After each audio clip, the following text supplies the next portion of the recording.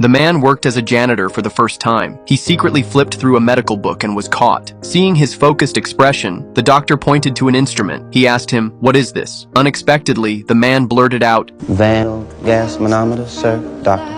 Hearing the correct answer, Mr. Blaylock Doctor was stunned. Then he asked to see the man's hands. After a brief look, Blaylock felt he had found a rare treasure. He handed him a test tube clamp. "Pick up that tube," he said. The man did it with ease. The doctor raised the difficulty. "Now try with your left hand." But he still performed steadily and calmly. He even picked up a cork at the same time. He flipped it around and sealed the bottle with skill. Such practiced technique shocked the doctor. Even his university students couldn't reach this level. So this janitor named Vivian was promoted overnight to lab assistant. But when his wife heard the news, her face showed not a trace of joy. Because though lab assistant sounded prestigious, the weekly pay was only $12. His carpenter job before had paid 3 times as much. But Vivian valued the long-term future more. A few months later, he finally got to perform surgery himself. In a shock experiment on a dog, his hands were swift and precise with the knife. Watching the falling blood pressure on the gauge, Blaylock told him to give the dog a transfusion. Vivian obeyed, but the blood pressure kept dropping. Just as he grew disheartened, the mercury column on the gauge rose again. It was the sign of life returning. They looked at each other and smiled. Their joy needed no words. Just Hen Blaylock asked to see the work record, but he couldn't find the recorder anywhere. He learned Vivian didn't even know what a recorder was. Blaylock exploded with anger. He scolded him harshly. Vivian didn't argue, just left the lab in silence. Later, the doctor found a notebook on the table. It was Vivian's handwritten records. Every step, every detail of the surgery was there. It was 10 times more precise than a machine. The doctor realized his mistake. He ran out to find Vivian. He bowed his head and apologized.